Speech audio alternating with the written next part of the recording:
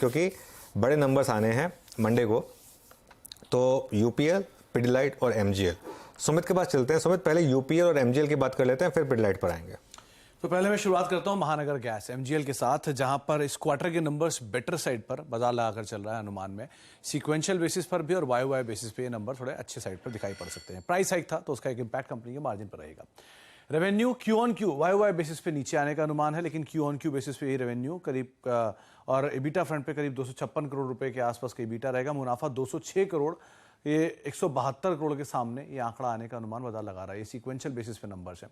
और एबिटा भी 256 करोड़ से बढ़ के 316 करोड़ रुपए, मार्जिन 15 साढ़े 15 से 20% के आसपास के मार्जिन इस तिमाही में कंपनी पोस्ट कर सकती है। क्यू ऑन क्यू बेसिस पर ये नंबर्स का एक अनुमान बाजार लगा रहा है।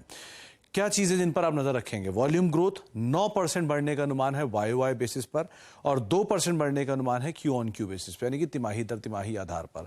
कंपनी ने प्राइस हाइक लिया था, तो प्राइस हाइक की वजह से कंपनी के मार्जिन को थोड़ा सपोर्ट मिलेगा, और इसीलिए मार्जिन और रियलाइजेशन थोड़े बेटर साइड पर महानगर गैस के लिए बाजार अनुमान लगाकर चल रहा है।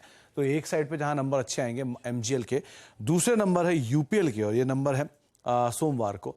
बाजार एंटिसिपेट कर रहा है, पहले से ही प्रीएम्प्ट कर रहा है रादर, कि वीक साइड पे नंबर्स तिमाही के अंदर कंपनी पोस्ट करते हुए दिखाई पड़ सकती है। वाई बेसिस पे रेवेन्यूज 8% बढ़ने का अनुमान है, 17,143 करोड़ रुपए, और 20% मुनाफा बढ़ने का अनुमान है वाई बेसिस पर, करीब 1858 करोड़ रुपए।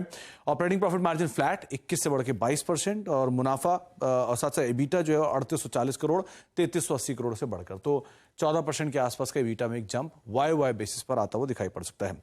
Latin American markets, Indian markets, ये दो मार्केट्स क्रूशियल हैं, तो इन मार्केट्स के अंदर कैसी परफॉर्मेंस है वो पार्ट का कमेंट्री में क्रूशियल रहने वाला है। यूएस और यूरोपियन मार्केट्स इनके लिए क्रूशियल मार्केट्स होती हैं, तो वहां की कमेंट्री कैसी है वो एक और पार्ट होगा, इसको बाजार नजर रखेगा। 15 से 18% की एबिटा की ग्रोथ की गाइडेंस FY23 के लिए इन्होंने मेंशन की हुई थी, उसे मीट करते हैं, बीट करते हैं, उसके बाद की कमेंट्री क्या रहती है ये एक और पार्ट रहेगा, इसको नजर रखनी होगी। और लास्टली इनका डेट, उसको लेकर कंपनी क्या कमेंट्री दे रही है, मॉनसून को लेकर कमेंट्री क्या दे रही है, ये कुछ चीजें जिनको बाजार बहुत कीनली वॉच करेगा। एक मार्केट में हिंट यही है कि शायद नंबर थोड़े से मिस कर सकते हैं, लेकिन फिर भी नंबर पॉजिटिव साइड पे मार्केट्स मान के चल रहा है। तो ये यूपीएल और एमजीएल की बात हुई, और यूपीएल एक पर्टिकुलर स्टॉक जहां पर हमने देखा है अच्छी कमाई हुई है इस पर्टिकुलर साल में। कविता जी, यूपीएल पर पहले एक टेक्निकल चेक दीजिए, और पंकज अगर आपकी कोई एनालिसिस है और एक्सपेक्टेशंस है उस पर मैं आऊंगी, लेकिन टेक्निकल टेक पहले कविता।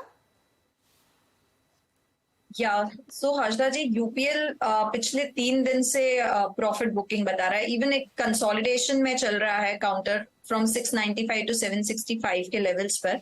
719 के लेवल पर फिलहाल है। इन एनी केस अगर ये 717 के लेवल तोड़ता है तो हम थोड़ा फर्दर और इसमें एक डाउन टेक देख सकते हैं up to the level of 703। तो अंटिल ये अपने हाई 735 के ऊपर नहीं निकलता है तब तक पॉजिटिविटी थोड़ा मुश्किल लगता है। मुझे लगता है फिलहाल कोई फ्रेश पोजीशंस नहीं बनती है, but counter is in downside mode. No fresh positions UPL में, डाउनसाइड मोड में ये काउंटर। ये आपके लिए कैसे पॉइज्ड है पंकज? तो यूपीएल में देखिए हमारा कोई कवरेज नहीं है, तो मैं उस पर कोई अर्निंग्स को लेकर पर्सपेक्टिव नहीं दे पाऊंगा। But chemical as a space में, अगर एग्रोकेमिकल एज अ स्पेस में हम देखते हैं तो ओवरऑल पीआई इंडस्ट्रीज हमको काफी अच्छा लगता है। And with in chemicals I think fluorination chemistry हमें काफी अच्छा लगता है, बिकॉज चाहे वो एग्रीकेमिकल के प्रोडक्ट हो या फिर फार्मा के प्रोडक्ट हो, फ्लोरीन का जो कंपोनेंट है वो कहीं ना कहीं यूसेज में बढ़ रहा है। तो वो उस पर्सपेक्टिव से अगर आप देखें तो एसआरएफ, नवीन फ्लोरीन, ये सारे कंपनीज बेनिफिशियल है from a portfolio perspective. UPL पे मेरा स्पेसिफिक कोई व्यू नहीं है।